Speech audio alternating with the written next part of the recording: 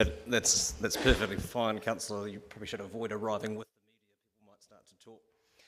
Kia ora tātou, ka mi nui kia koutou. Welcome to this meeting of the Dunedin City Council for Tuesday, the 4th of October, the last meeting of the triennium. There are no apologies. Welcome, colleagues, and welcome staff and those who are present in the public gallery for today's proceedings. I'll move that Council confirm the agenda without addition or alteration. Seconded, Councillor Gary. All those in favour? Those against? That's agreed. Any amendments to be made to the interest register at this 11th hour? Being none, I'll move that Council note the elected members' interest register as attached, confirms the attendant management plan for that, and notes the executive leadership team's interest register. Seconded, Councillor Gary. All those in favour? Those against? That's agreed. Confirmation of minutes. I'll move that Council confirm the public part of the minutes of the ordinary Council meeting held on the 27th of September 2022 as a correct record. Seconded, Councillor Walker. All those in favour? Those against? That's agreed. There are no reports on the forward work programme or outstanding resolutions as you would expect. So we move to Part A reports, of which there is one substantive one, delegations in the interregnum period. Do you wish to speak to this, Ms Graham? No. Are there any questions?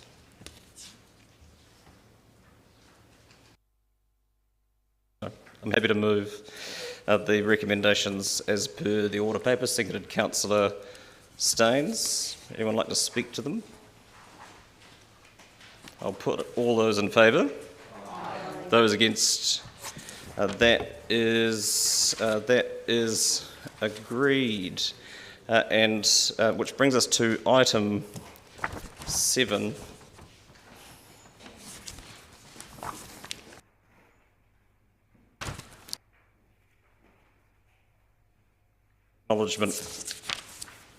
Acknowledgement of retiring community board members. And item 6, the interregnum delegations. That's just been voted on. Item 7 is acknowledgement of retiring community board members. Not on this schedule. We have the same indexing issue as last time, so apologies. I will get this wrong again. So item 6 is acknowledgement of retiring community board members. And speaking of erratum, an earlier edition of this agenda was remiss in its omission of Trevor Johnson as an outgoing member of the West Harbour Community Board, but that has been amended before he got to read it, thankfully, and I shouldn't have drawn attention to it, but here I am. And I will move that Council records its sincere thanks to the following retiring community board members for their loyal and conscientious service given to the City of Dunedin across the years that are outlined in the schedule. Is there a seconder? Seconded, Councillor Gary. Thank you. In moving this, I'd like to thank all of our retiring local community board members for their service, but also in this forum acknowledge their family and friends who are all too often the ones who end up missing out in the name of said community service. Whether it's supporting their board areas through heavy rain events, water contamination scares, or what must seem like endless roadworks out on the peninsula, we are grateful for the work that they do to keep our communities informed and connected. And this connection is more important now than it's ever been. For fear of singling people out, I do want to thank Francisca Griffin and Trevor Johnson, who I had the privilege of serving with last term on the West Harbour Community Board. I knew I was never going to be considered a local, but I'd like to think that we managed to work well together in the best interests of our neighbourhoods. It truly is the end of an era for the Rolfe Room at the Port Chalmers Library, where Trevor will no longer sit at the old Borough Council table, arms folded, leaning back in his chair, ready to express his concern at overhanging roadside vegetation, and we thank him for his committed and persistent advocacy for the issues of Ravensbourne and the time that he served on what was the Port Chalmers Community Board, obviously, and more latterly the West Harbour Community Board. Further speakers? Councillor Walker. Thank you, Your Worship. Like yourself, I just obviously want to acknowledge everyone who is retiring. And as you have mentioned, it is not only that service, but the way that it does impinge on their family and friends. And also, I particularly want to speak on behalf of what was the Chalmers Community Board and now known as West Harbour Community Board, because I have served since I got elected to the old Chalmers board in 2007. Trevor has been a fixture for that whole period up until obviously 3 years ago when I got elected to serve around this table. Trevor and Francisca have both become good friends, actually. And in Trevor's case, that's something that probably normally wouldn't have happened. It's probably no secret that Trevor and myself don't come from the same political part of the political spectrum, but Trevor has been somebody who has been an exemplary politician in the fact that he puts that political bias aside and votes only based on what benefits the community in which he's elected to serve. And I think, as His Worship has said, the Royal Firm just won't quite be the same place without Trevor there advocating for the people of particularly Ravensbourne, and his continued tirade or crusade to get the vegetation problem or the perceived vegetation problems of that area sorted out. And in terms of Francisca, she's been a good friend for a long time, has been there for 6 years, and for the last 3 years, obviously, as chair. I just want to thank her for what is becoming an increasingly difficult job, and I obviously wish the many people standing for this particular community board in the forthcoming election well, and obviously to those, to whoever the future chair will be. Thank you. Thank you. Councillor Lord. Yes, thank you, Worship. Yeah, no, look, I just would like to also just show a vote of thanks, not only to all the members, but in particular to Joy Davis and Philippa Bain. I spent a term on the community board with both of them, and also the Strathtorrey Community Board, Mark O'Neill, Blair Dale and Leanne McClue. I'm just not sure if the dates are quite right for Mark O'Neill there. Would it be 216, not 218, but I can't remember if that's right or not. But yeah, and over that time I found all of those people to be really, really good members and doing their best, so thank you. Thank you. Councillor Houlihan. Yes, I just wanted to also say I've served on the Mosgiel Community Board with Joy and Pip Bain. Pip Bain and Joy have both been really hard-working, and it's been a challenging 3 years for all of us, and they've done really well serving in that area. Councillor O'Malley. Thank you, Worship, and I want to thank specifically from the Waikato Coast Community Board, Mandy Mayhem Bullock, for her service to the board. It's been my pleasure to work with her on that community board for 2 terms, and I want to basically acknowledge 2 aspects that Mandy brought to the board. One was absolute enthusiasm for her community, but the other one was a very clear understanding of process. It's nice to have a person on a community board who really understands how it's supposed to get done, because it makes things a lot easier. And come Saturday, we'll see what happens if I have any other relationship with her in the future. Councillor Wiley. When I look at these people we're acknowledging for service in community boards, you know, it is about how much they give up, not just in the duty, but also they give up time to the community. And when I think of Leanne Stenhouse, for example, who I had the pleasure of serving with from 2013 to 2016 on the Saddle Hill Community Board, you couldn't find someone who was more passionate and engaged with that community, especially Brighton. And she continued to do that for the whole 9 years, and I know at times it was quite difficult and taxing on her and her young family, and as the family grew. But I really want to make a special note of that contribution from Leanne, because she did go above and beyond. Graham MacArthur I've had the pleasure of serving with for the last 6 years. And again, the professionalism and the duties that he undertook on the peninsula has been outstanding. And I know we'll lose them from the community board, but the key is, just like Leanne, they'll stay in the community and they'll still engage. But at the time we acknowledge the community board and the people departing, I think it's actually worthwhile to also give thanks to the chairs of those community boards over the last 3 years, and the service that they have done too. Thank you, and hopefully most will be back in those roles. Cheers.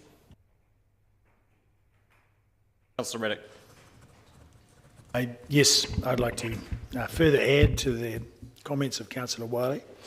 Firstly, that all of these people serving on community boards, give up a lot of their time and effort to aid their community. And I've noticed that all of the community boards are very active in those communities, and particularly so because I've been on the Saddle Hill Community Board for the last 3 years, and I have found that that board is very much entrenched into the community and undertakes a lot of genuine physical activity, not the least of which is the Brighton Gala Day. But they have done a whole range of things within that community over those 3 years. But foremost among those has been Leanne Stenhouse. I noticed that she is the longest serving of any of the retiring community board members today, and has put in 9 years, which is quite a long time of 3 terms. And bringing up a young family as well. She has been attended a great many of the markets and various community events that have been held in and around the area of Saddle Hill. So she's not only been on the board and doing worthwhile works within the community, but she's also going to market days and interacting directly with a great many of the constituents of that area. So she has been extremely well placed to convey the feelings of the community back to the board, which has been very valuable. So I'd just like to acknowledge all that time and effort she's put in. Thank you. Thank you, Councillor. There's some confusion due to the aforementioned multiple iterations of the agenda, but Trevor Johnson is the only of our outgoing members that served in both the 20th and 21st centuries through the various boards out there. Are there further speakers? Councillor Gary. Oh, thank you, Your Worship. And I haven't worked with any of these community board members. However, coming from a community board background, it's important to me to acknowledge the wealth of work that has gone on. These people are working at the grassroots. They bring community issues to us, and never has that been more important than through a global pandemic, and in the past through civil defence issues. They work with our staff and form relationships with staff to get the work done. And their work has enabled us to do our job better as councillors, I believe.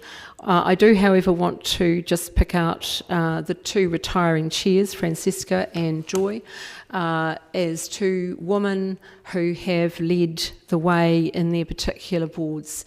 It has been a challenging time for all sorts of reasons, and their community connections have been particularly important. So thanks for the service given by these board members.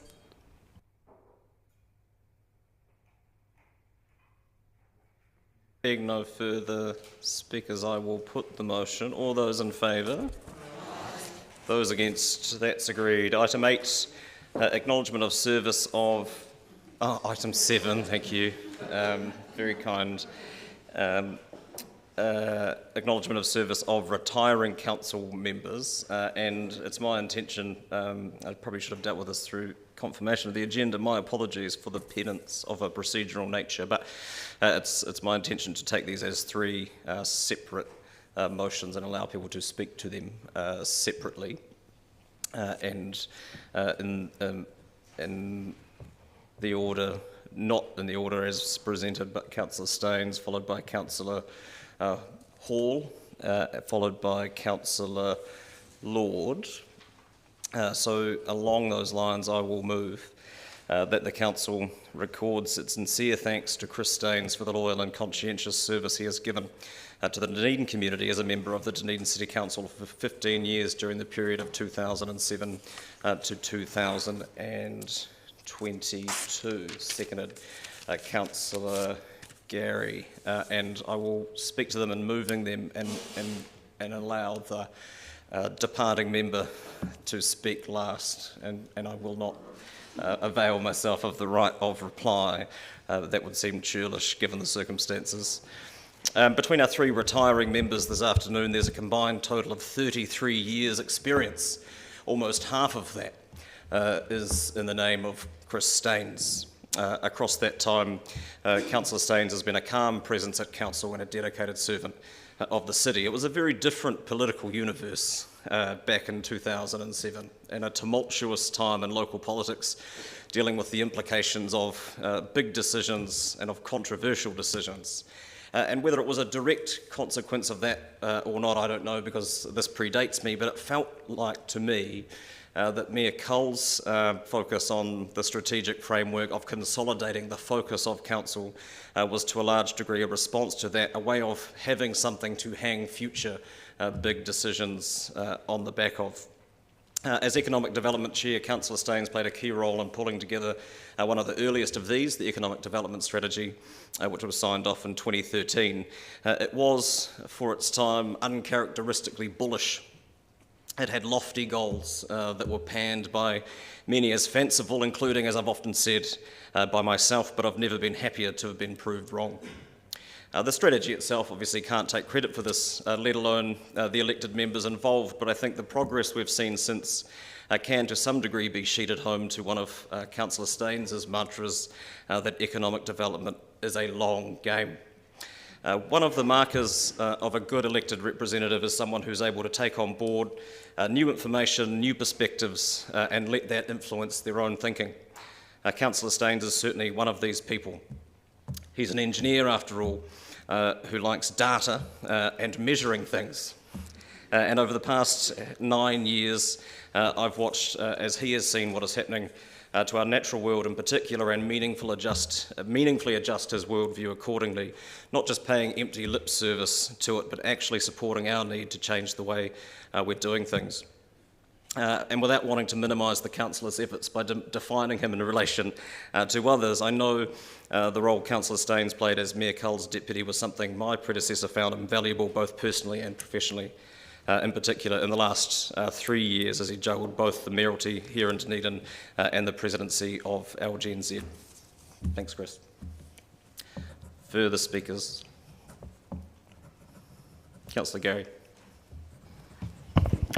Thank you, Your Worship. Chris, you've been a very generous and gracious colleague, very collegial, always considered and measured in the delivery of your views, and a mentor to many of us, including myself, and I want to express my appreciation for that. As Economic Development Chair, I was your deputy for 3 years, and I learned a great deal from you. I watched and learnt when I went up to China of the extraordinary deep relationships that you had forged as part of Project China, and how well respected you were in Shanghai and wherever you went in relation to that work. As Deputy Mayor for 9 years, you had Dave's back, and you always stood in that role with great grace and dignity for this city, and that was certainly noted. Cheryl, I want to acknowledge you, because without your support it's a much harder job, and you have always been there and been present at all of the pivotal times, and we should be very grateful for that. The term a good and faithful servant to this city comes to mind, Chris, and I just want to say we salute you. Councillor Barker. Thank you, Worship. I especially want to thank you, Councillor Staines, for all you've done for economic development. I was there at the start of the economic development strategy back in 2011, 2012 as a staff member, and I remember the goals of 10,000 extra jobs and $10,000 extra GDP, and thinking at the time that they were pretty hairy. Under your leadership, it's the strategy that has focused on implementation, delivery, and sharing the results with the public. The Grow Dunedin partnership that you chaired shows that working together makes a difference across the city, and build stronger relationships and trust with those stakeholders. In my 3 years as councillor, it's been great to see, under your chairmanship, the Economic Development Committee meetings agenda reporting on the successes of many projects, including Code, Startup Dunedin, Study Dunedin, and Jobs Done, benchmarking reports, and 6 monthly strategy updates. You'll be very pleased with what you've achieved with the committee and with that strategy, and I'm sure the business community will acknowledge your work and you too for your positive focus. I absolutely salute you for all of the work that you've done with economic development, and thank you very much. Councillor Lord. Yeah, thank you, Worship. Yeah, look, Chris, I'd like to just say thanks too. I've enjoyed working with you over the last 9 years. The first time I met Chris was we had a Greater Dunedin. We were having a sign assembly and went up to Chris's garage, and there were sticks of timber everywhere and radial saw and a drop saw, and everything was measured to absolute precision. And I just must say that my signs for the last 2 elections have never ever met that same style of neatness. But no, look, on a number of occasions too, I've been invited to your home, and you and Cheryl have always been absolute awesome hosts. And we've enjoyed that, so I hope you get to enjoy some nice time in Patiaroa and keep the garden going. You'll be able to look at the moisture up there instead of just having to look at it on your phone. So, yeah, thank you. Councillor Walker. Thank you, Your Worship. I'll be fairly brief. Chris, just want to say you have an amazingly kind nature. You have an incredible intellect, and you have a tremendous grasp of subject around this table, which will be hard to replace.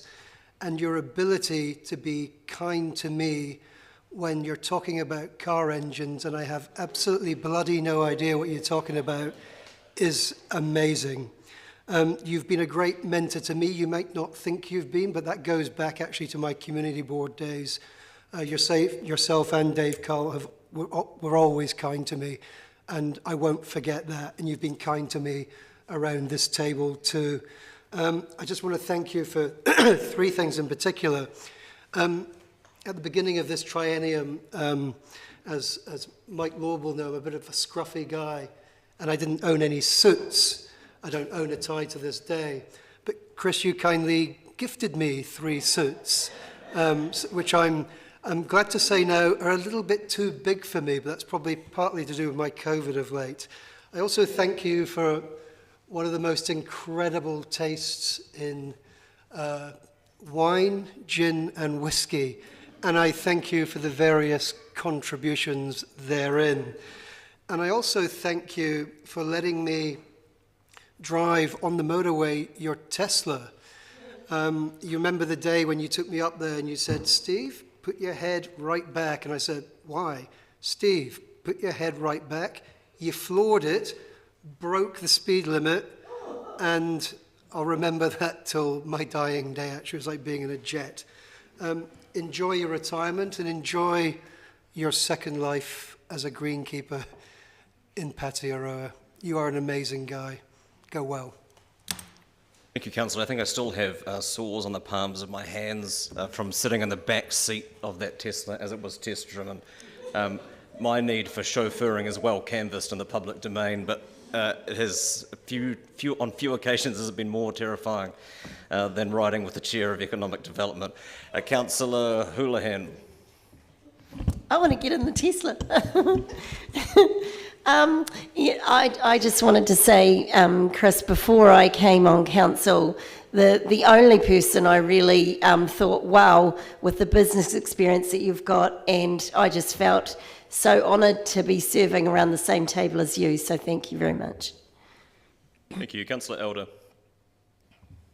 Thank you, Chair. I remember about 15 years ago considering standing for council, and it was partly because we'd lost 5,700 post-primary and manufacturing jobs in Dunedin, and it was a real concern to me.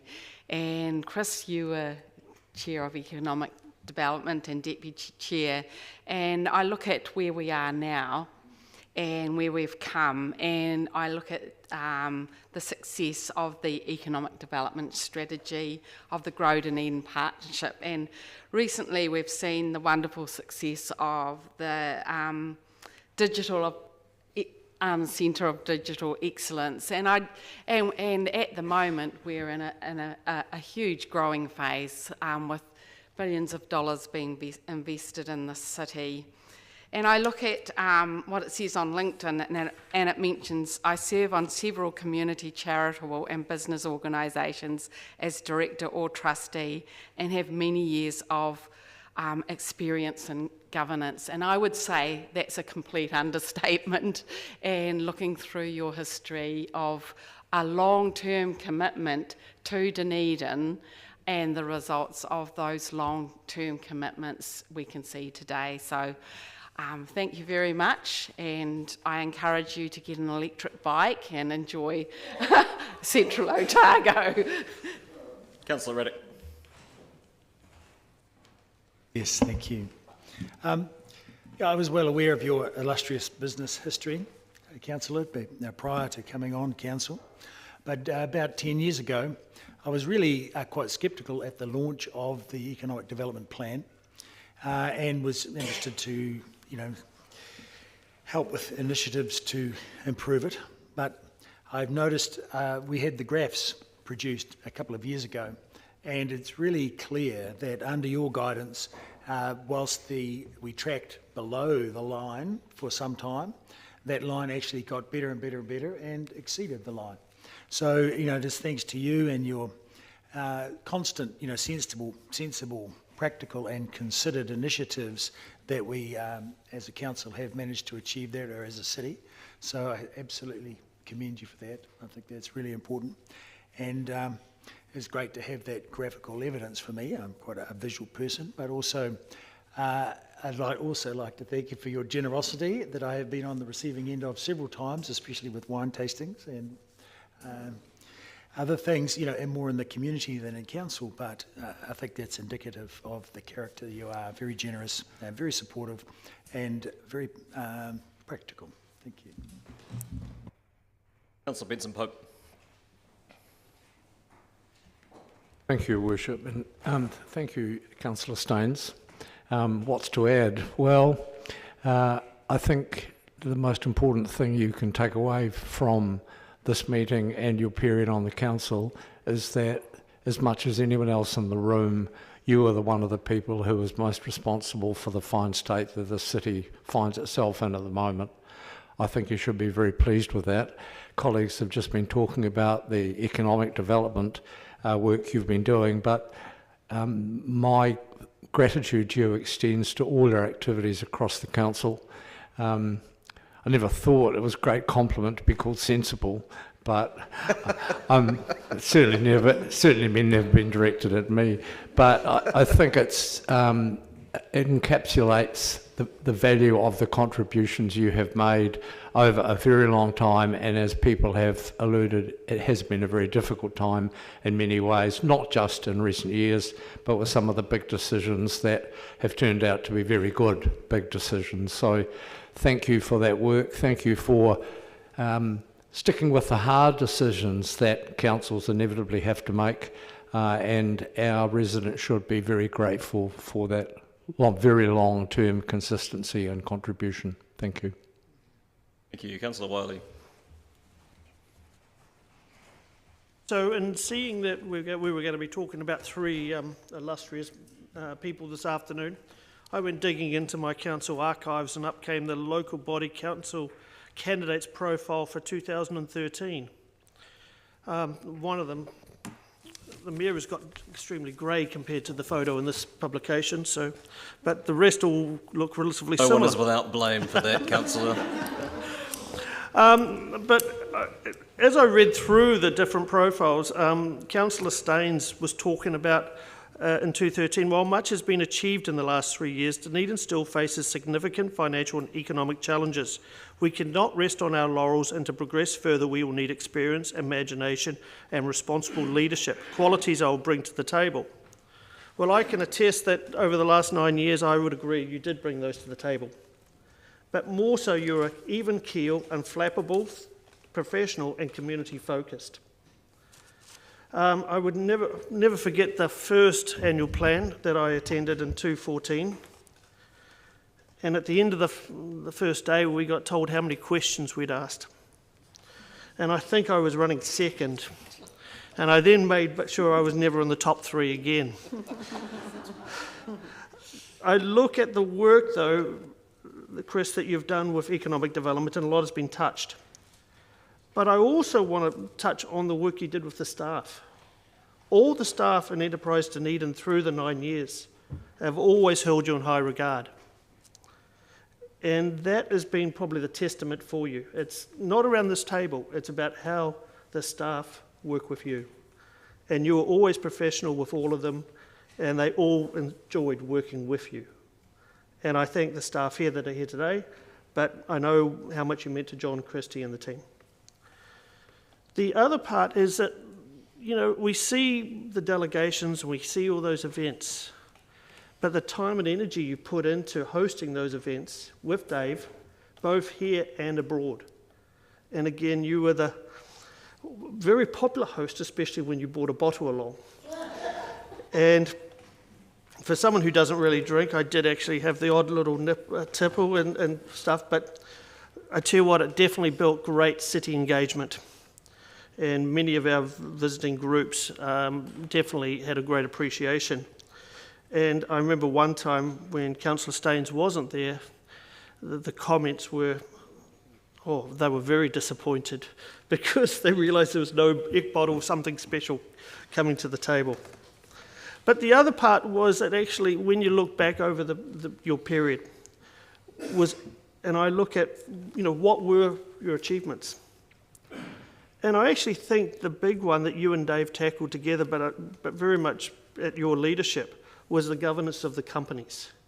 You and Dave tackled how those companies were run and the governance models for them, and you really took those on board and made them stronger for us today. So thank you for that. There's a lot I could say, but I've enjoyed my 9 years working as your deputy. I'm not sure 9 years as a deputy is a great thing, but I've enjoyed it and working behind you, so that was great. But I'll leave the last comment. I believe councillors must act with professionalism and accountability and recognise the responsibility they have to ratepayers for sound financial management and long-time success of the city. And I pledge to meet these criteria if elected. Chris, you did. Thank you. Councillor. I'm going to rush off to endorse Councillor Staines for Guangxi on LinkedIn. Councillor Hall. I don't want to ruin my reputation by talking too much. I first met Chris when he was working at Fisher and Paykel, and I was offered the ground next door to him from Wilson Distillers, and I thought to the future, and I thought, hey, this bit of ground would be better for Fisher and Paykel. So I sent my property manager out to talk to Chris. Second time I met Chris was just before him and Dave set up Greater Dunedin, and I was approached to join them, but my brother had just passed away, so I didn't stand. But I can remember the discussion at that meeting was looking at the future of Dunedin. And I said to Chris, I said, in future we're going to lose Fisher and Paykel, we're going to lose Cadbury's, and there was a third one, I can't remember what it was. And I was told I didn't know what I was talking about, but the whole three of them are gone. I get a bad habit of looking at the future and rather than the present. And it's been a pleasure knowing Chris and working with Chris over the 9 years I've been here.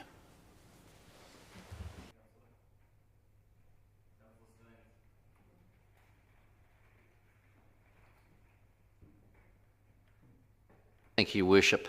Excuse me if I get emotional in here. I've had a lot of... I wouldn't say that if I was you. Anyway, giving a valedictory address, I'm told, is my opportunity to tell everyone about all the great things I've accomplished during my time in office. Or in other words, it's an opportunity for me to blow some smoke, as the saying goes.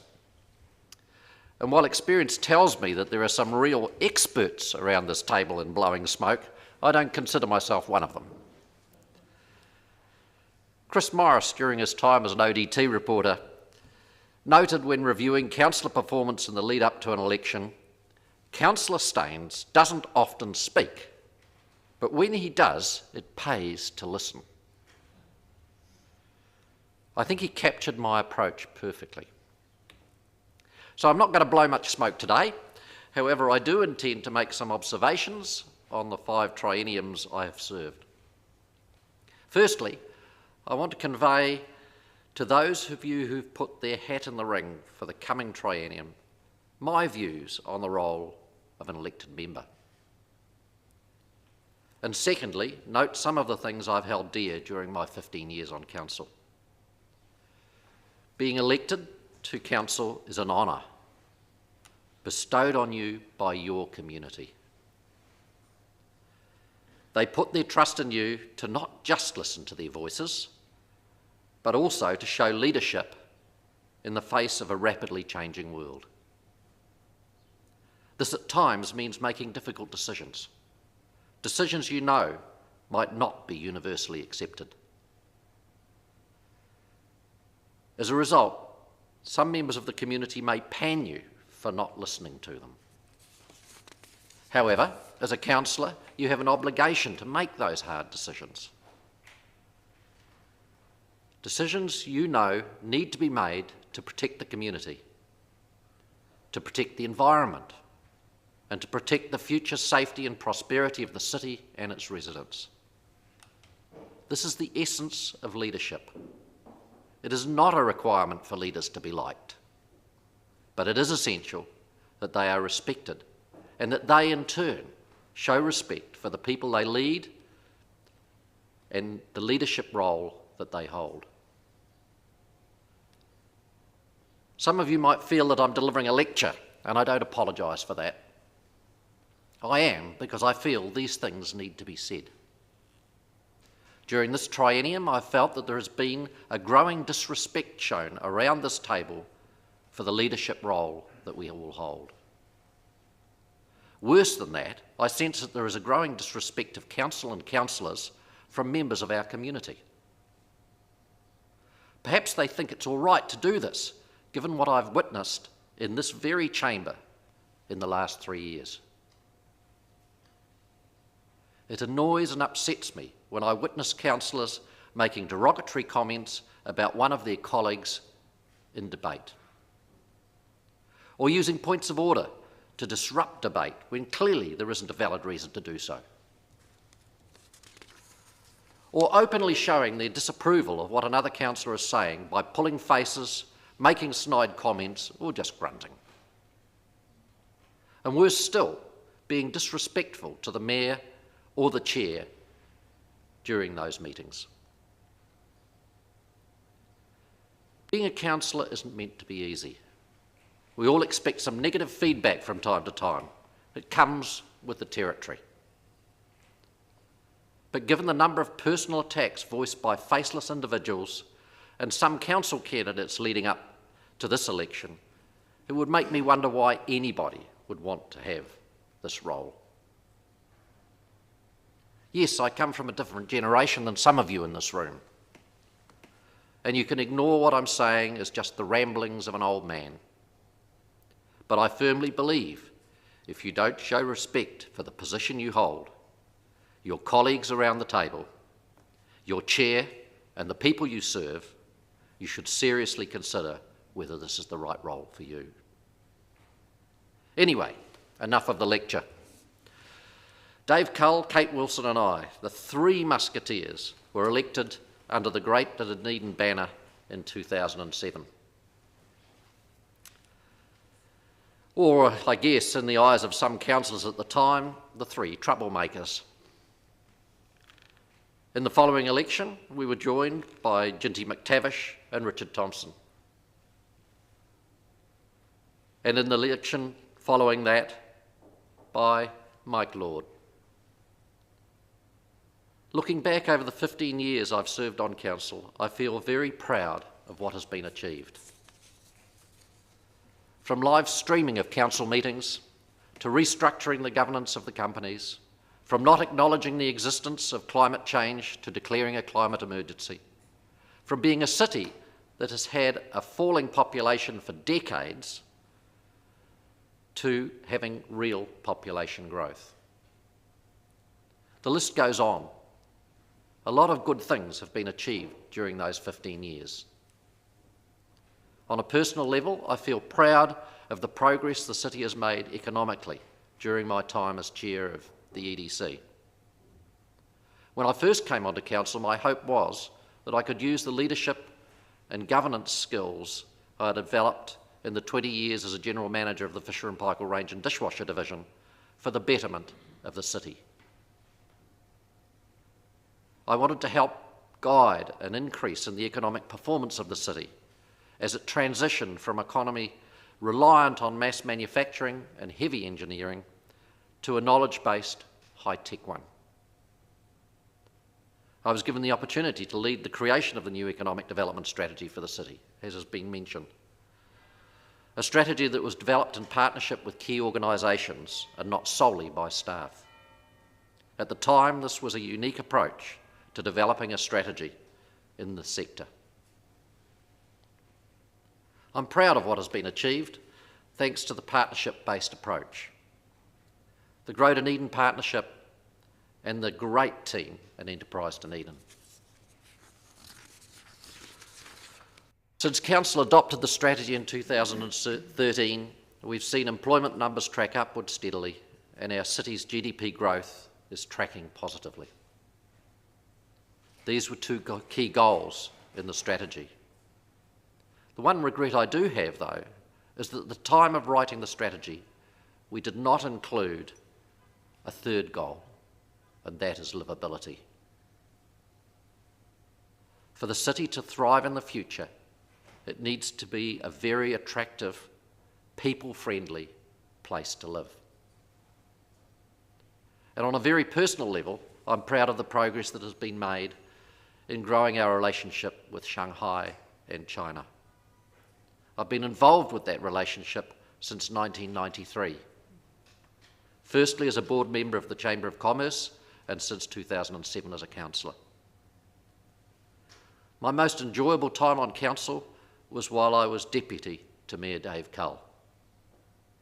Dave was a truly great leader, very future focused, a people person and a passionate supporter of this city. I have missed him and the time we spent together, discussing the challenges facing the city and what might be the best way for us to approach dealing with them. With Dave's passing, I lost a very close friend, and Dunedin lost a great leader. As you might have guessed from my earlier comments, I haven't enjoyed the last 3 years that much. While I believe as a governing body of this city, the majority of our decisions have been good ones, I have developed an increasing concern that there is a growing aversion by some around the table to making the hard decisions needed to take the city forwards. A conservatism that seeks to slow the pace of change. Change that, in my opinion, is essential for a city that has a vision to be one of the world's great small cities. Aaron, I thank you and I wish you all the best in the coming election. You had some very big shoes to fill in what is a very difficult and demanding role, and you've done it extremely well. Sandy and all of your fantastic team, please accept my thanks for the great work that you all do, especially the GSOs who look after us somewhat unruly councillors. I look back on the council papers I received in my first triennium, and they are now far from the quality of the papers we receive today. They make decision-making so much easier, especially for those of us who take the time to read them prior to the meeting. Finally, I have to thank my wife, Cheryl. She's had to put up with the long hours needed to fill the role, especially the role of Deputy Mayor. I will miss not being on council and being able to contribute to the future direction of our wonderful city. Colleagues, I wish you all well in the election, but please remember to treat the role and your fellow councillors with the respect they deserve. Thank you.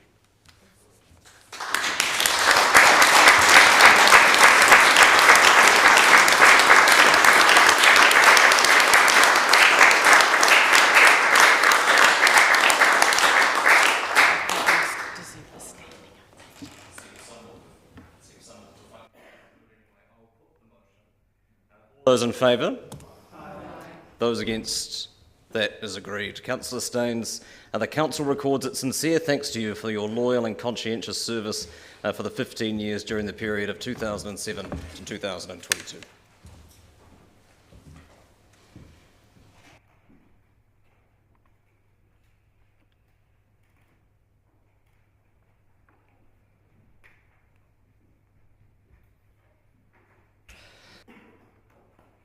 I would now like to move that Council records its sincere thanks to Doug Hall for the loyal and conscientious service he has given to the Dunedin community as a member of the Dunedin City Council for 9 years during the period 2013 to 2022, and I can't decide whether it's more appropriate to speak as little as possible or as long as possible in acknowledging Councillor Hall's service. From him, you don't get arguments in debate or questions in question time, although there's nothing uncommon there. What you get from Councillor Hall is advice, sometimes solicited, sometimes not, but always worth due consideration, always grounded in practical experience, always unequivocal, and always honest. And I'm almost certain that regardless of what happens this weekend, that won't finish on Saturday. Thanks for your support over the last 3 years, Doug. I'm not sure which of us is more surprised. I'll put the motion as, I've moved that. I didn't call for a second. Seconded by Councillor Raddick. Thank you. Further speakers? Councillor Wiley. Yeah, the Mayor has summed it up actually quite well.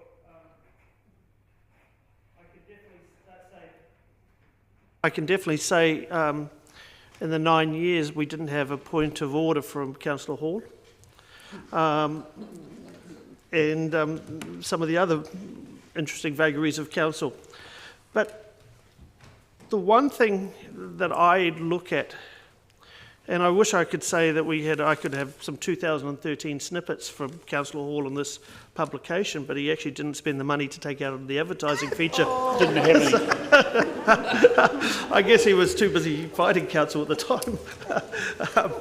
But no, the key is that Councillor Hall, what he brought to council was a very strong community focus.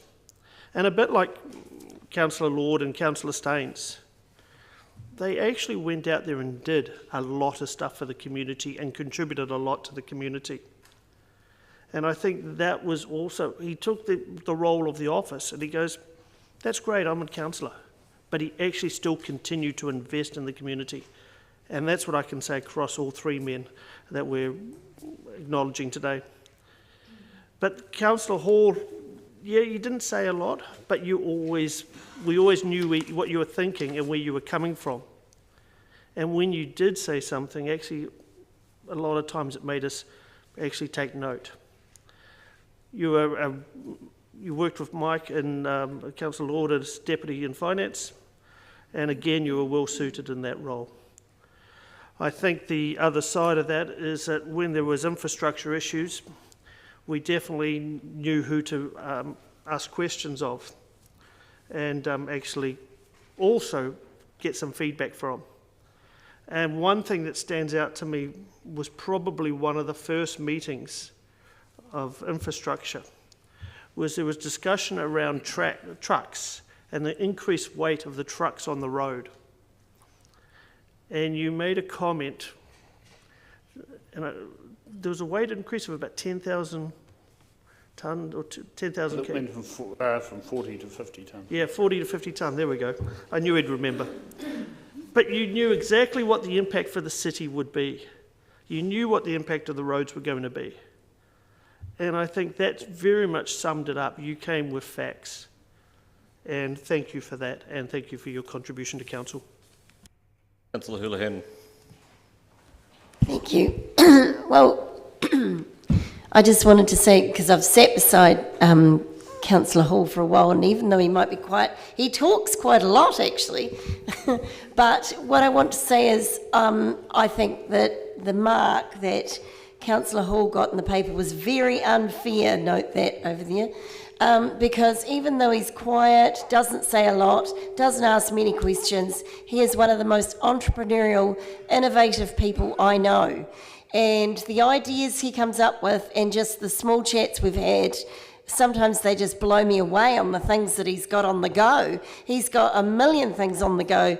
And we had one, I don't know whether I should share that, but one incident about a bridge, it was quite funny, where he's trying to sell a bridge, but he's always trying to do something, and he's constantly wheeling and dealing and doing things, but he's got so much knowledge, so don't be fooled by his quietness, because there's a lot of knowledge and a lot of experience there. And thank you, I've enjoyed sitting beside you, Doug. Councillor Staines.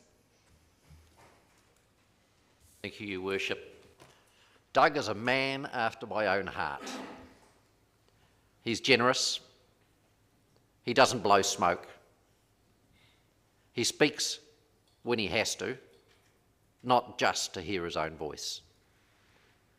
He's a very skilled businessman, but also been a great supporter of the community. He doesn't look for rah-rahs and headlines in the newspaper. He sees issues and organisations that need help, and he does it. He has been a great servant of the city, and I'm sure council will be less of a place with his leaving. However, I'm sure, Sandy, if you ever need any advice on a contract to do with construction, I know Doug would only be too happy to help. Thank you. Councillor Elder. Thank you, Chair. I want to thank Doug for all the work he has done behind the scenes to assist Dunedin as a city, and he's certainly given Simon Drew plenty of advice around infrastructure and what needs to be done in that space, and a lot of it's very practical and down to earth. But I also want to say that I'm really, really appreciative of a lasting legacy that you've left our city, and that is, Doug, you purchased the Burnside freezing work and enabled us to freehold some land for the Tunnels Trail and for the shaping, the park and ride, as well as having an easement to enable the storm wastewater to be diverted through to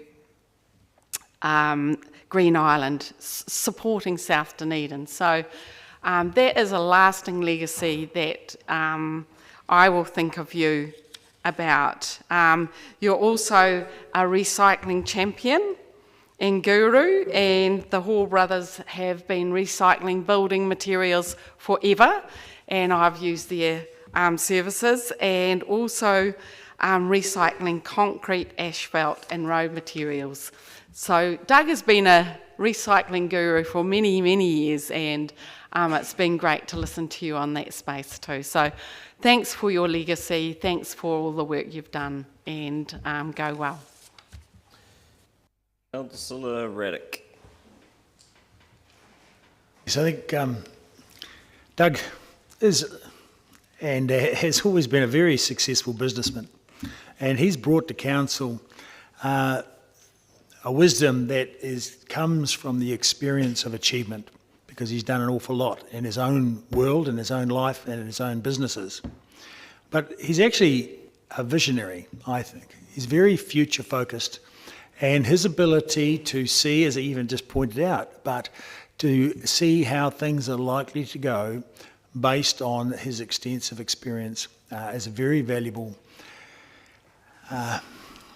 commentary to have around the table, and not so much around the table as in the background, because a lot of the contribution that Doug has made in my observation of 3 years here is behind the scenes, where he puts a word here, a suggestion there, and a little bit of advice there, all of which adds up to produce better results. And I think Doug has made countless contributions to council, just in what I've observed, and always coming up with solid solutions, because he's a natural problem solver, so he will naturally look for solutions and ways forward.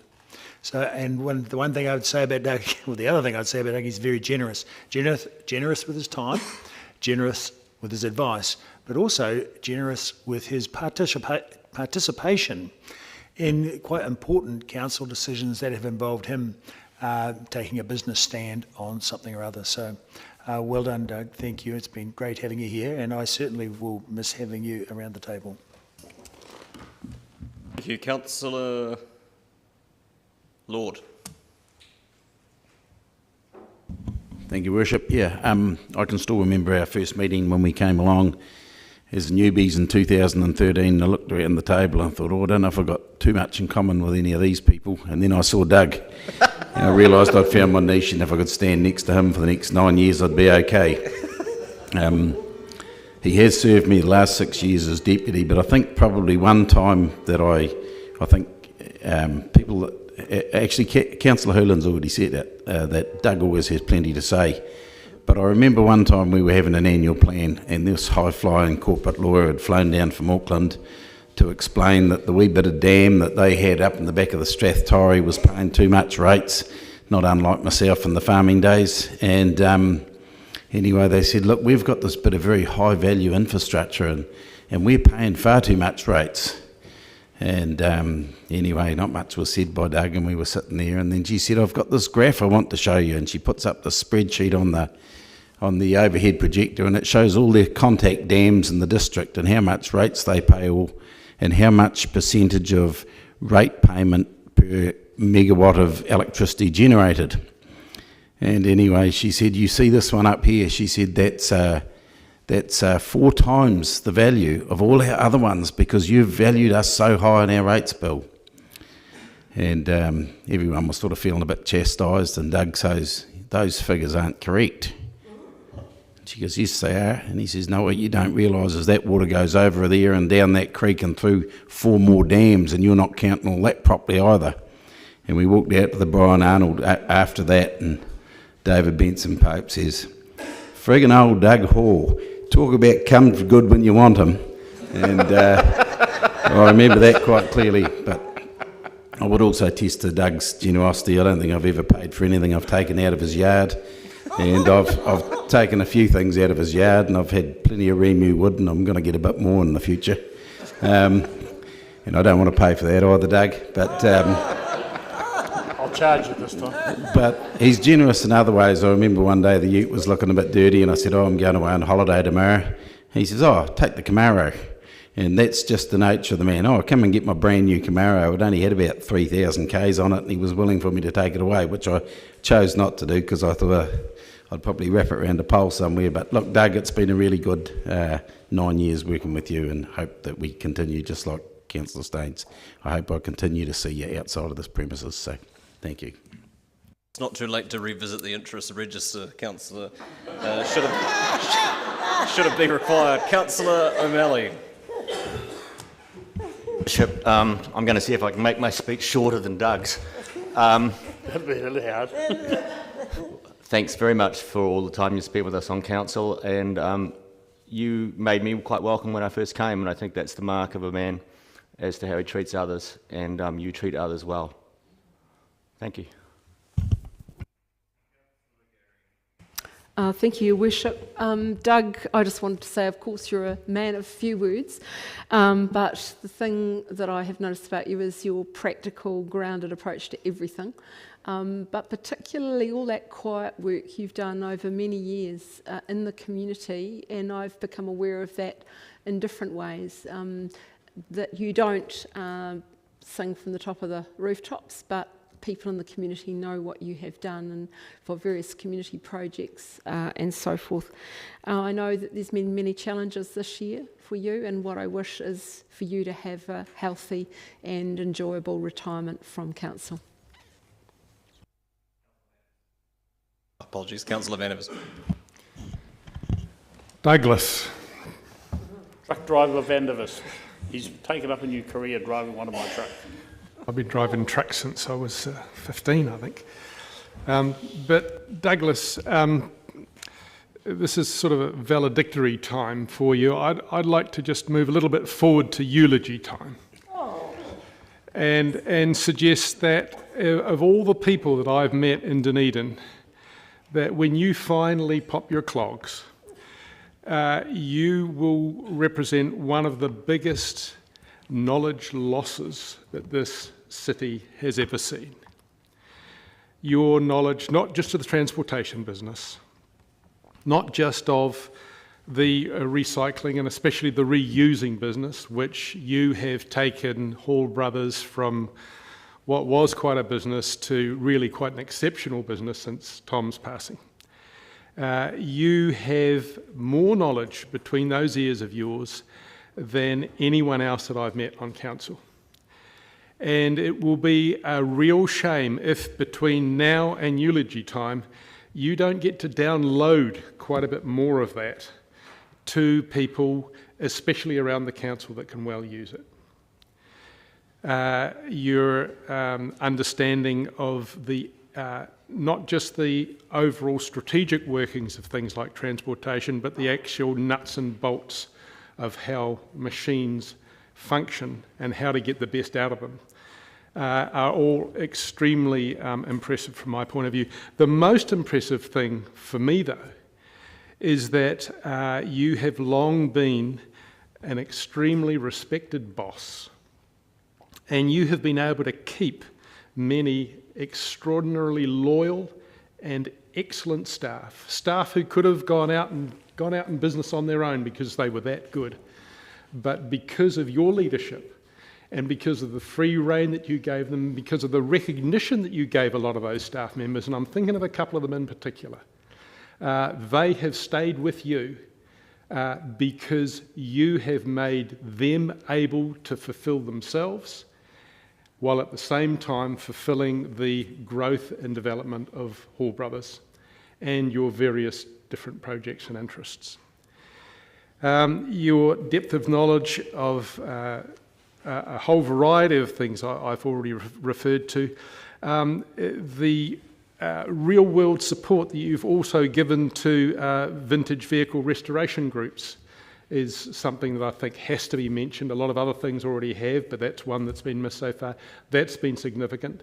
There's a whole lot of our mechanical history that simply wouldn't be available for future generations if you hadn't been here, not just encouraging, but actually providing buildings and often money simply to make these things happen. So, Douglas, and I like to call you Douglas because Doug just seems a bit too short and a wee bit too eulogistic. Thank you very much for all the advice you've given me, from all that I have learned personally from you, and for the enormous difference that you've made to Dunedin, not just in your business life, but in what you've done through your work in the council as well. Thank you. Councillor Barker. Thank you, Worship. Doug, thank you for the little chats that we've had every now and then, and the information that you've given me and shared so generously with me, and how kind you've been. Council is very visible around the table and very visible online, etc., but it's the work that you've done behind the scenes that has gladdened my heart. I remember one time going to the Otago Heritage buses barbecue, and they're actually in a building that you lent them to house the buses, and that was so impressive because you do so much behind the scenes that people just don't see. So that is part of what we as councillors do, is represent our community and also give back to the community, and I thank you so much for that. We'll miss you around the table. Councillor Walker. Thank you, Your Worship. Doug, please don't go popping your clogs anytime soon, please. 19. Oh, good, good. He's a man of few words. I don't believe that, actually. And without without creating a recurring theme from me, Doug, about a couple of years ago, not long after I was elected, or 2.5 years ago, you grabbed me in the car park. We didn't know each other very well. Always thought I wouldn't like you, and I've grown to like you lots. But you grabbed me in the car park, and you spent about an hour speaking to me about your vast car collection. And to this day, I don't think you noticed my eyes glazing over as you talked about sizes of engines, or whatever that means, and bits of engines. So thank you. If you did notice, thank you for being respectful. And I also don't understand, to this day, your obsession for helicopters. You tried explaining to me once, about a year or so ago, but go well if you're still into helicopters, I guess. I want to thank you, and I think a lot of people probably don't know this, but it has been mentioned by many that your contribution, I've heard this not only from other people, but you've offered me help for community groups, and I think your work for community groups and your generosity therein is probably something that isn't recognised widely enough. And I thank you for that on behalf of all those groups you've helped over the years. And I thank you on behalf of the offers you've made to me. Enjoy your long retirement and your scooting around in helicopters. Unlike your actual funeral, sir, you are afforded the right of reply on this occasion.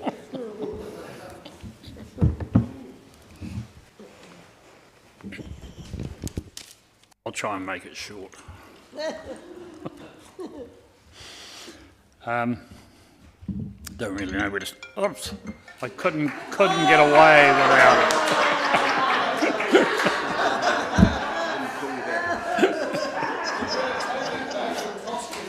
It was actually Mike Lord.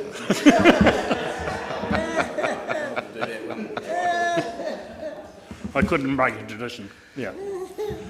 Has been me, most of council.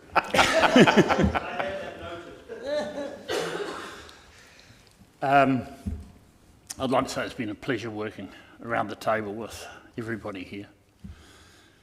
It's been an exceptional pleasure working with Sandy and her team, passing on some of the knowledge I've had. Some of they ignore, but a lot of it they listen to. The other thing is, a few of you have talked about recycling, and you probably don't know, Hall Brothers actually recycle at least 25% of the waste created in Dunedin City. And I would like to see that start being used as part of our recycling for the city. I watch on TV where Firth and Auckland used all their waste concrete to make concrete goby blocks and sell them around the country so the concrete's not wasted. I've been doing that since 2009. So the amount of stuff that's being recycled in this city should take into account the amount of stuff that my company recycles and other companies recycle, because that brings our recycling, instead of, I think it's about 9% on curbside recycling or something like that, it brings it up to 30+% of stuff being recycled in the city. And that's something the city needs to bring to the fore. I have had pleasure working with different staff members throughout the council. I remember when Kate Wilson was on council, she come to me to see about getting a cycleway through my property at Burnside. I seen the opportunity arose last year, and I had to talk to Sandy and a couple of staff, and I bought the Burnside sale yards, the Burnside freezing works, and I gave the city the access through the old original railway line from 1879, which went from Clinton to Oamaru and through the old tunnel. After the floods in 2015 or 16, whenever it was, I come to council staff here and I says, okay, why don't we hook the Kaika Valley sewage line to Waldenville? It's impossible, it can't be done. I said, why not? Because it's through private property. Well, I said, I own most of it. Still can't be done. So with donating the railway line to the council, I've also gave them an easement to hook the Kaiko Valley sewage to Waldronville. So it takes the pressure off the flooding throughout South Dunedin, which I've been trying for 8 years to get done. 2007 to 2011, I looked after the beach. The sand dunes we lost were minimal. The last flooding in 2015, we lost 50 odd metres of sand dunes because I didn't know what I was talking about. We could have prevented all. I'd like to see if we get in those situations again, we stop that. We can prevent a lot of it. I've got no degrees, I've got nothing, but I've had a lot of experience. I actually looked to the future, as I said with the meeting I had with Dave and Chris. I looked into the future and I could see that New Zealand was going to lose its big companies because we are too far from the rest of the world to actually manufacture here and send around the world. So the world will take us over. And if we don't watch where we're going to lose more. We can't just... When I first started work, we had the most amount of hotels in the country, in Dunedin. We had the most amount of head offices in Dunedin for the whole of New Zealand. And now what have we got? Next door to none. Because we've let them all go. If council in those days had a bit of foresight, we probably could have kept some of those companies. We had a roll-on ferry. The city let that go. We had all the advantages you could wish for. Was that me? Yep, so hey, it's been a pleasure working with you all, and I hope if Sandy's got problems, I'll still be on the end of the phone if she needs a hand with anything. And finally, on behalf of Chris, Mike Lord and myself, we've donated 2 defibrillators to the city. The latest ones, so it's up to Sandy what she does with them. They'll be here sometime next week. Yeah.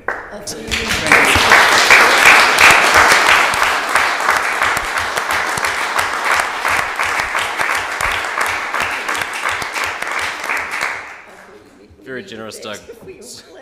Like I said, so long as they're not required before the end of the meeting, I will be happy. I will put the motion. All those in favour?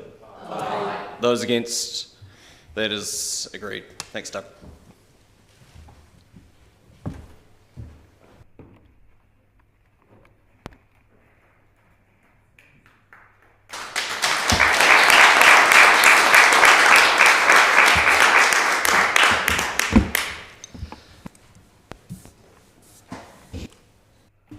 Finally, then, I will move that Council record its sincere thanks to Mike Lord for the loyal and conscientious service he has given to the Dunedin community as a member of the Dunedin City Council for 9 years during the period of 2013 to 2022. I will move that. Seconded, Councillor Staines. Thank you.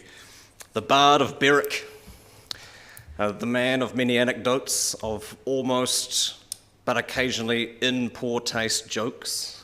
You'll be missed. I've made a couple of points previously about other retiring councillors that I admire, those who are able to change their perspective and that local government can make for unpredictable politics. And both of these things are true in my view when it comes to Councillor Lord. We both arrived at this table in 2013. Mike with a background in farming politics and one of us from the world of environmental politics. And as been mentioned at this meeting already, it didn't feel like necessarily we would have all of that much in common. And certainly on many debates we've had, particularly on environmental issues, we have been on different sides of the voting ledger. But we have also been able to work together to support projects that are investing in the future of the city And in building the kind of city we know that younger people in particular are increasingly demanding of us. And that, to me, is the beauty of the local government system. And it is entirely divorced from parliamentary politics, where you have to spend 6 or 9 years shouting into the void, waiting for it to be your turn to have some kind of influence. You can build consensus and build relationships across the political spectrum to make progress on big issues that the city is facing. And Mike has been an exemplar of that. In your 6 years as finance chair, Councillor Lord, you have supported a maturing approach to our financial strategy as befits an organisation of our size and complexity, and we are all the beneficiaries of that, and it would be remiss of me not to also thank you for the significant amount of preparation and participation that is required of members of the Audit and Risk Subcommittee, and certainly the time required to prepare for those meetings has decreased over time as the organisation has developed a far more rigorous and mature approach to matters around audit and risk, but not without a considerable amount of effort that you have put in over that time. And so thank you for the work that you have put in, for all your phone calls telling me what a pillock I've been, or preemptive calls just in case you'd have offended me. And I hope by now you've realised, Mike, that it is impossible for you to offend me, no matter how poor taste your jokes may be in at any given point. And I'll take further speakers. Councillor Wiley. Thank you. I too came in 2013, and looking at this advertising feature I have from 2013, the one thing I can say about it is I don't know what Mike was doing, but he was wearing a very nice jacket, white shirt and tie. And I can say there weren't many days you actually wore a tie in the chamber, and on that basis. But you did look good when you were campaigning, and your hair was a different colour. But anyway, but the one thing you sort of talked about, you said you would vote according to my conscience, using my common sense and evidence-based research. I will always act in the best interests of all city residents, whether they are rural or urban, business or residential, and will pay particular attention to the Mosgiel-Taieri ward, because that's what you were standing for then. It is my belief that Dunedin is a fantastic place to live, and I will do my best to see the future generations can say this too. Mike, I think you achieved that, and I think that is a testament to what you did, especially for the Mosgiel-Taieri community, and also with your time on other community boards up in Strathtyre. You brought a level-headedness to the council. At times, a lot of times we agreed, and sometimes we disagreed. But that was politics, and that was also, the key thing was we stayed friends through that.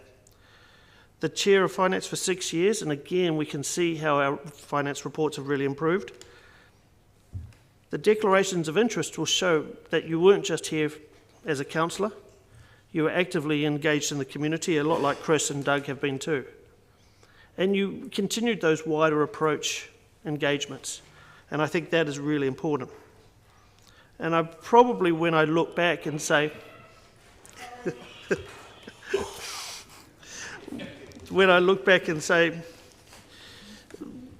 I am probably concerned going into this next term that are we going to hear that farming voice, because you did bring that to us regularly at the table. I know how much Gavin and the finance team have worked with you, along with the audit and risk team, and I think that again is important, to the fact that staff have always enjoyed your company as well. The key things that I'm not sure that people will know is about the amount of times you skipped out a meeting at about 10 to 5 and then come back the next day to show, you want to see the pig we got last night? Because those sorts of activities were important and a great way for you to release the council table pressures. The other part, I think the council may actually reach their 2030 climate goals between you and Doug not driving to council back and forth. But the one part that I look at and we've seen evidence of it today, is the one thing I learnt very quickly was you do not leave your phone unattended. And I'm actually glad to see Kate Wilson here in attendance, because I can remember very clearly Kate in full flight debating an issue, and her phone went off.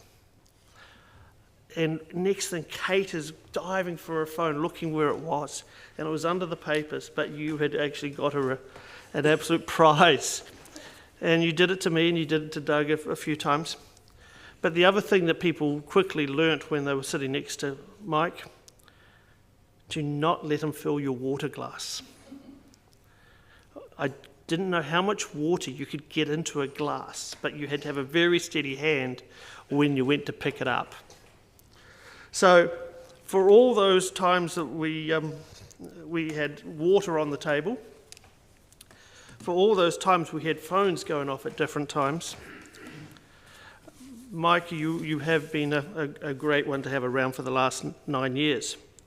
And in closing, I want to say, this is what was part of your policy statement back in 2013. So, celebrating our strengths. Dunedin City is my home, an incredibly special place that we can be proud of. Building partnerships. Where we go from here will be determined by how well we work with a wide range of groups and people. Strong partners help make a strong city and a strong future. Thank you, Mike, and all the best to you and Amanda.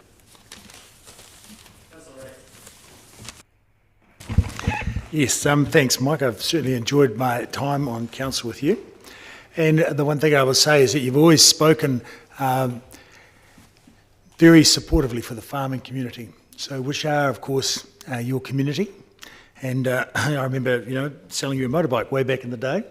So, yeah, you've always been very straightforward to deal with and very good with the numbers, and always stuck up for your community. I'd have to give you the trophy for the breakfast of committee meetings. And I think that's something you've done with pride, actually, but it's also a great pleasure to those participating in the community and the committee, because we're in and out in no time. But the reason, what appears to me, that the reason how you've managed to achieve that, because always you've presented the numbers and graphs in a very accurate, clear and concise manner. And I think that sums you up as well, accurate, clear and concise. So thank you. Councillor Walker. Yep, thank you, Your Worship. Mike, you've been an excellent finance chair. Your jokes remain bloody suspect, but at least you don't talk too much about cars. But for me, I think my abiding memory of you is as somebody not unlike Trevor Johnson, who has a great ability to put their political bias aside and only ever look at the evidence and vote in the best interests of the city and its residents, and for that I think you should be very proud. Councillor Gary. Thank you, Your Worship. Mike, I've sat on the Audit and Risk Committee with you and watched your really diligent work on that, watched you grow in your role as Finance Chair and all the excellent work you've done in terms of that. But I wanted to speak to your grounded approach to everything, your common sense approach. I particularly enjoyed the style in which you deliver an opposing point of view and the way you describe that point of view. And it's always garnered a great deal of respect from me. And particularly too, you've described how you've been open to different ideas from the time that you first came into council to now. You've changed your mind on a few things, and you've been able to articulate that, and that is a mark of real respect to you, real credit to you. I want to acknowledge Amanda's support. You can't do this job without the support from home, and so thank you to Amanda for all you've done in supporting Mike in the role. Mike, you will be missed around the council table. Thank you for your service. Thank you, Councillor O'Malley. Thank you, Worship. I want to thank you, Mike, for your role in finance. To be honest, it helped me read my papers because I didn't really have to, because someone was there doing their work properly, and I think that's the role of a good chair. I also want to acknowledge something which I think is a skill in politics which most people don't have, and that is the ability to listen and take in ideas. You yourself have noted that you've changed your position on things as time has gone on based on the experiences of those you met around the table. And I think that's a hallmark of a good politician. We shouldn't be the same person we enter this chamber in as we leave, and I think that will be you. You'll be able to say that is probably one of the greatest things you achieve while here is your ability to listen and take in other people's arguments. Thank you. Councillor Benson-Pope. Thank you, Your Worship, and thank you, Mike. I'd like to express my gratitude on behalf of colleagues for the other role that they haven't seen you play in regard to various resource consent decisions around the traps. And while they have not always been unanimous, the debate has always been rational and considered. And I've certainly enjoyed taking advantage of your four-wheel drive to go places I certainly wouldn't take my car, and that's to the city's advantage. The other more visible role that you've played is that I think more than anyone else around the table, you've experienced the full gamut of the discussions about urban design in the central city. And you will remember meetings that a lot of people at the table now never had the opportunity to attend, where we had felt pens and we were looking at various scenarios for this, that and the other. And I think in terms of your staunchness and steadfastness around those decisions, you've left a very fine legacy that our community will be proud of. I'll just close by making a comment about your comment earlier about what you saw when you sat down around the table and who you thought you could get on with. I must say I have greatly appreciated your candour and friendship. You colleagues will be interested to know that when I referred to you earlier as the thinking man's Tory, you told me that you weren't a Tory, you were a Nat. So good luck. And I'm glad that our politics hasn't got in the way of a good friendship and some very rational decisions on behalf of our community. Councillor Elder. Hi, Mike. I really appreciated your common sense, your groundedness and your straightforward approach to council. And in particular, in your finance role, you've been really, really great at actually describing in simple terms that people can relate to the implications of the finances. So in terms of how many cups of coffee a week you'd pay more and things like that. So it's very grounded and really cool, simple terms in explaining our finances. And I appreciate that. And I know that you volunteer in the community a lot. And I really appreciate that background you bring to the table as well. So I wish you the best. And yeah, thanks. Councillor Staines. Thank you, Worship. I first met Mike as he approached, well, I don't know whether he was approached by Greater Dunedin or we approached Mike, but he joined our team. And I remember the building of signs and the two of us travelling around the Tyree erecting Mike's signs.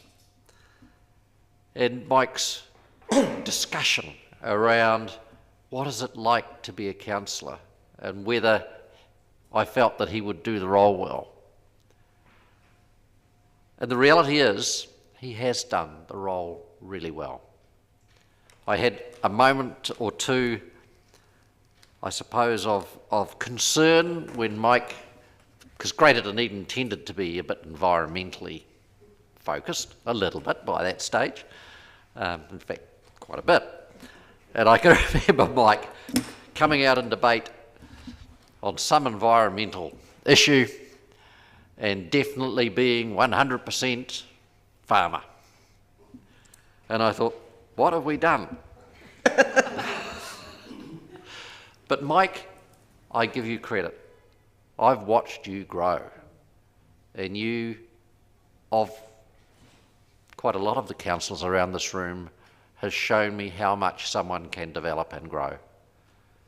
And I've really admired your ability to listen to the arguments and your ability to start and understand what the issues are and to shift what in some cases probably had been a strong position for you, having come through a farming background. That recognition that some things needed to change, but equally your defence of farming, because there are lots of good farmers, and we tend to measure farming and the impact farming has on our environment by the bad farmers, not the good farmers.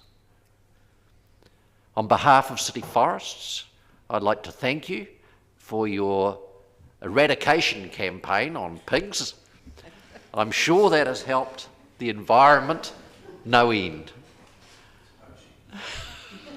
And thanks especially for being the chair of the Finance Committee and sitting on the Audit and Risk Committee.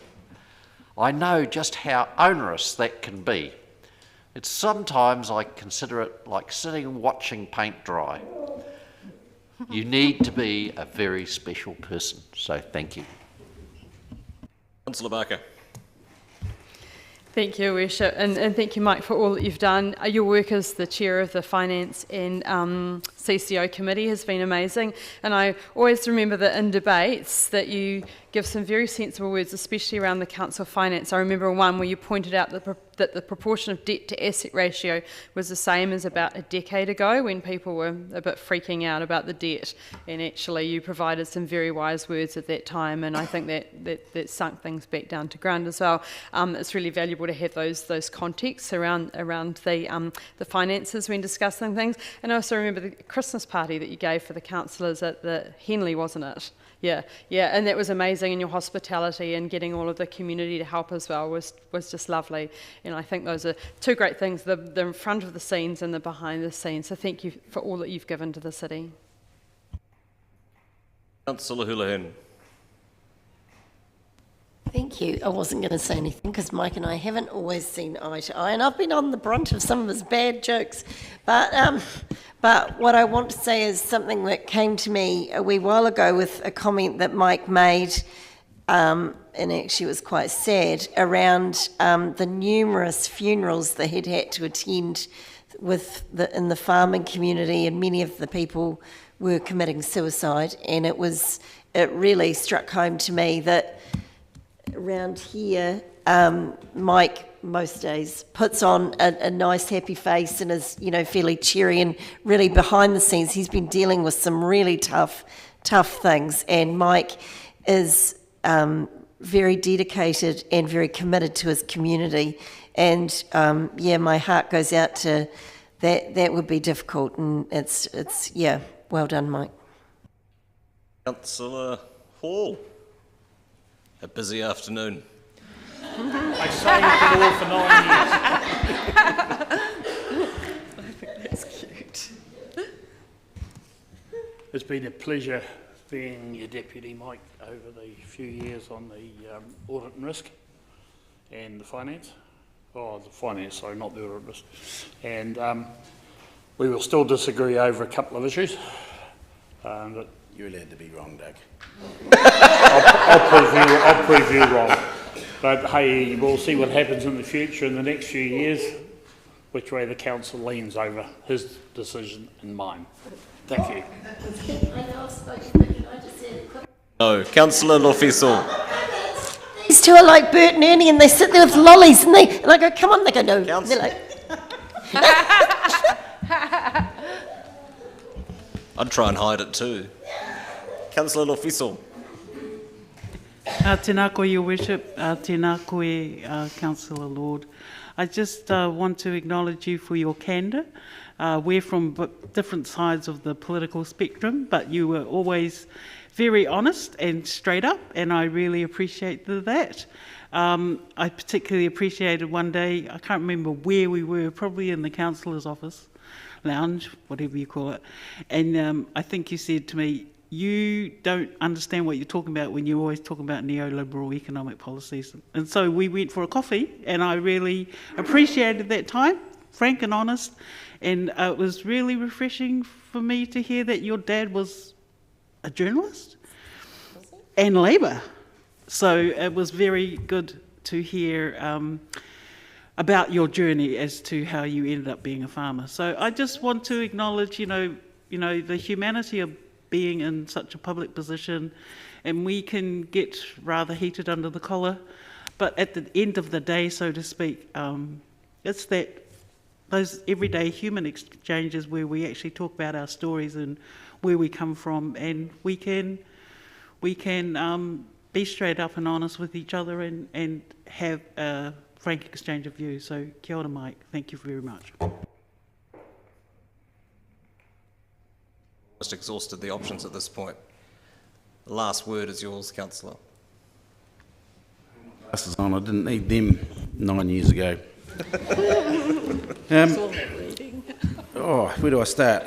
I'm not emotional, I promise you. I'll wake you up when I'm finished, Doug. I'll wake you up before then. First of all, I do feel I've been maligned. The thought of corny jokes or tacky jokes, I actually think my jokes are pretty good. And the fact that you laugh at them indicates the same thing, that you really think that too. So, but look, I sit here today with a number of different feelings, both about the past and the future. I'll be unemployed in 5 minutes, but I'll try to live in the present. I decided to run for council 9 years ago because Kate Wilson asked me. And but when I joined the council, my first job was to pick a new CEO after the departure of Paul Orders. And that was sort of quite a challenge for someone that was as green as grass coming in to make decisions about the quality of candidates. And I think we made a good decision, but that was my first major role. People often ask, have I made a difference? And that answer that I give depends on who I'm talking to, but if I look to social media for acclamation, I'm probably going to be disappointed more often than not. But there is a few individuals in this city that I've made a huge difference for, and I'm sure they think very positively of me. If I was looking to the ODT, it hasn't been particularly positive in my efforts over the years. Funnily enough, while they gave me a 5 in the council ratings, I only give them a 2.5 for their journalism, so I guess that makes me the winner. If you subscribe to the theory that the only news that's any good putting in the paper is bad news, you do your community a huge disservice.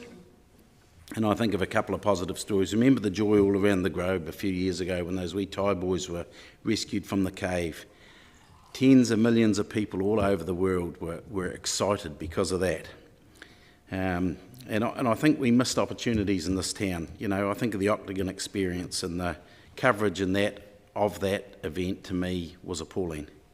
They printed every whinge and every missing parking point, and yet they missed the point that every day that it was warm and sunny, that place out there was packed with people eating their lunch, talking, drinking their coffees on the stairs or on the lawns. And you know, I just think if I was going to make a comment to the ODT, it would be positive and look at what's happening around our city. Look at the fact that we've got cranes decorated in our skylines for the first time in 20 or 30 years, and be excited about what's happening here. The reality is that in some areas I would have liked to have seen more change and less change in others. One thing I know for a fact, it's impossible to please the public, because almost without exception what they ask for is impossible to deliver. More car parks, better roads, better sports fields, longer hours at the library, better street cleaning, all year round swimming at St Clair. And then comes the kicker, they want lower rates. And these two things, to be quite honest, are just not possible to give. And when I remind people of how opposed those two views are, they say, well look Mike, we don't want streets paved with gold, and we just want no potholes. Or, look, if you closed the pool in the winter, you could open the library longer. Or, I want the council to mow my berm, that's all I want. And so many people are driven by self-interest with no thought of the cost. I absolutely believe we could drive for more efficiency. No doubt there are some places in that where we could make some savings. No doubt we could do some things smarter. You'll find that in any organisation. But when I look round and I see hundreds of people giving their best, planning staff, building staff, roading staff, engineers, librarians, all doing their best. I see people that are under the pump where there's a lack of staff. Everyone is critical when they go to the pool if there are 2 staff not looking super busy, but they're even grumpier if they have to wait in a queue for more than 2 people. And then I get these people who think they're extra wise and they say, no, it's all the deadwood upstairs you need to get rid of. All those people earning their 6-figure salaries doing nothing. And I agree, we'll get rid of them, but unfortunately I haven't found too many of them around the council. In fact, I've found none. Last week I took a walk down George Street.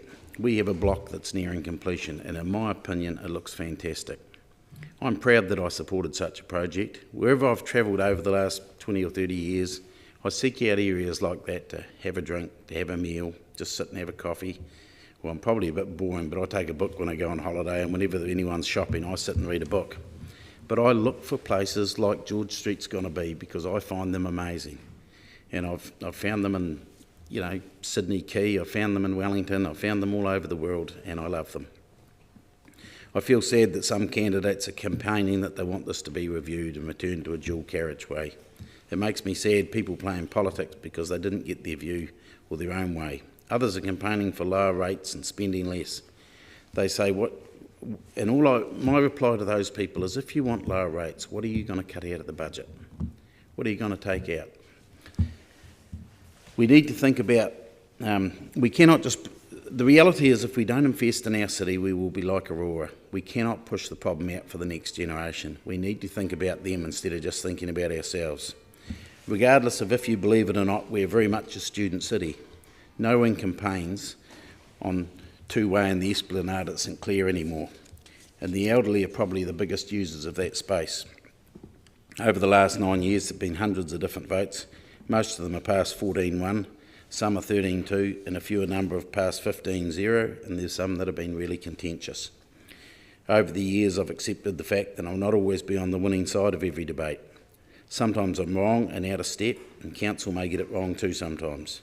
I accept that a decision, once it's made by a group of elected members, is a council decision, and I've always supported those decisions. I think it would be a good thing if we could all learn to do that. 2 weeks ago, a colleague suggested to me that I was the greenest councillor around the table.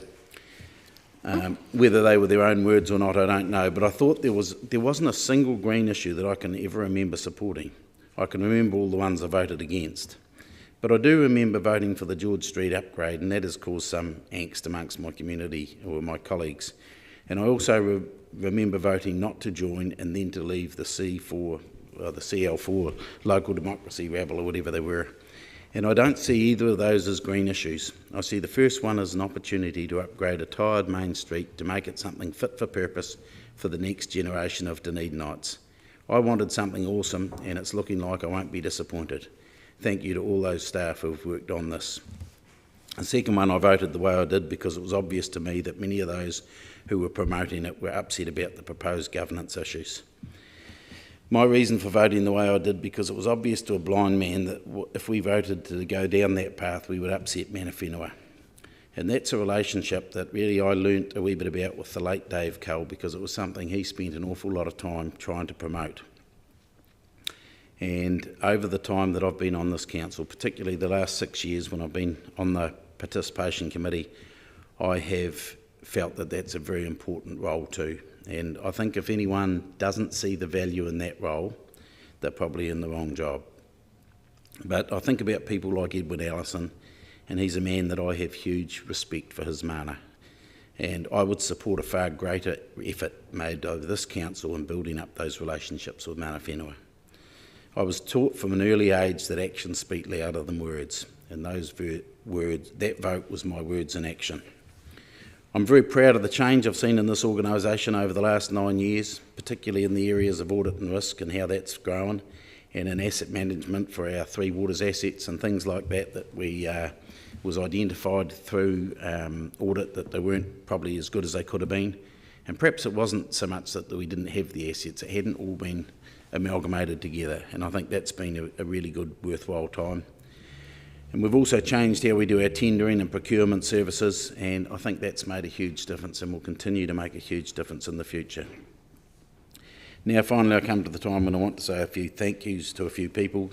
So to those who saw in me as someone fit to ask me to join council in 2013, and to the voters over the last 3 terms have supported me. I hope that your confidence in me has been not misplaced. I hope your faith in this simple farmer was not misplaced.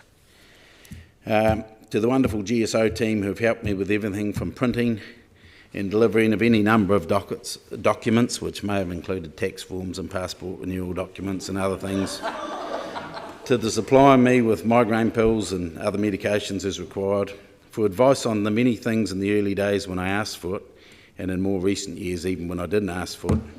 Thank you for all the kindness and love you have shown me. To Sandy, I was one of the ones who voted for you in the ballot for a new CEO, and I believed you were the best person on the list. And I think you're doing a pretty good job, actually, so keep up that. I think you're doing a good job, and I think if you gave the GSOs what we call it, a day off, that would be exemplary leadership. a welfare day. Gavin, I can see you sitting over there in the corner. Look, I've enjoyed working with you over the years. I think we've both changed our views on a number of things. I remember having a few discussions probably 10 years ago or 8 or 9 years ago about debt, and we've probably both moved our position on that. And so, look, I just want to say that council is a big ship in the ocean and it needs a steady hand on the wheel, and I thank you for being that steady hand. To my councillors, fellow councillors, thank you for tolerating my agricultural ways. I'm firmly of the belief that at least once in your life you need an accountant, a lawyer, a minister and an undertaker, but every single day, 3 times a day, you need a farmer. For the last 9 years, I sat firstly by Andrew Noon and Doug, and then I had Damien Newell. He was a very funny man. That used to be a bit, I had to go home with broken ribs from laughing so hard sometimes with the things he said. And then the last 3 years I've sat with Lee and Doug.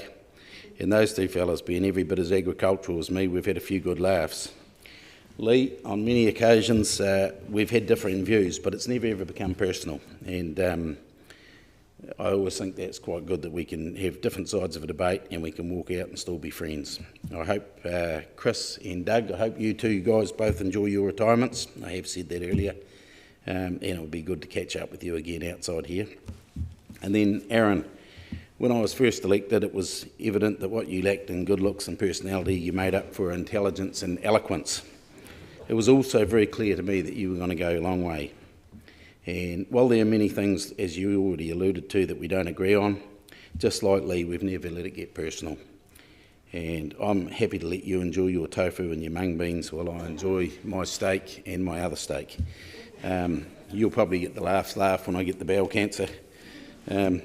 I've often have people telling me we need a businessman at the helm, and I believe after watching you for the first 6 years as a councillor and the last 3 years as mayor, I think we've got a man at the top who does understand what the city needs and has a very good understanding of what's required going forward. I was going to give you a tick on my voting paper, but I refrained and I gave you a number 1. So good luck with your re-election, and now I'll sign off, and tomorrow I'll take my lovely wife Amanda on holiday. Thank you.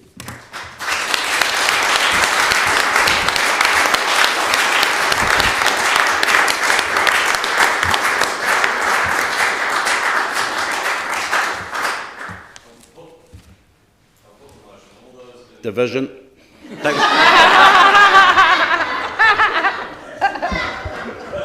We will take the vote by division. Thank you. I thought we had to do a point of order. First one I've ever called. I've never considered you vainglorious until now.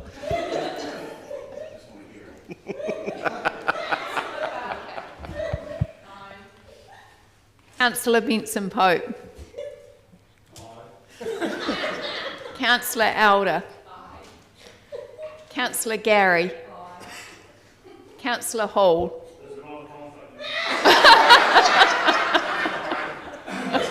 What's that? Councillor Houlihan. Councillor Lafiso.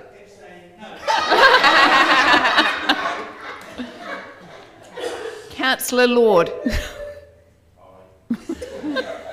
Councillor O'Malley. Councillor Raddick. Councillor Staines. Councillor Vandervis. No, recorded, please.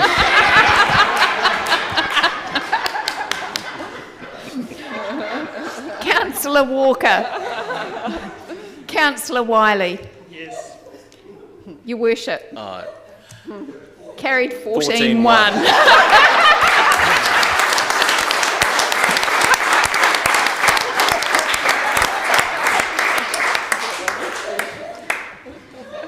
Thank you, councillors. That brings us to the end of the public part of the meeting. I will now move, per the order paper, that we move into non-public. Seconded, Councillor Staines. Thank you. All those in favour? Aye. Those against? That's agreed.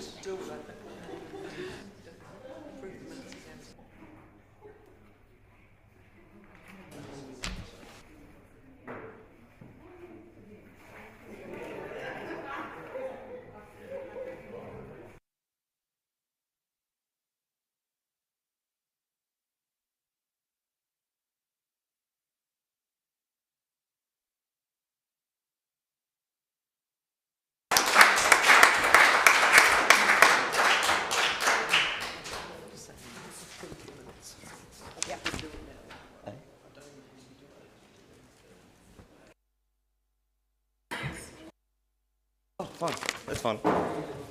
There's only one item on the non-public agenda, and that's confirmation of the non-public part of the minutes of the meeting held on the 27th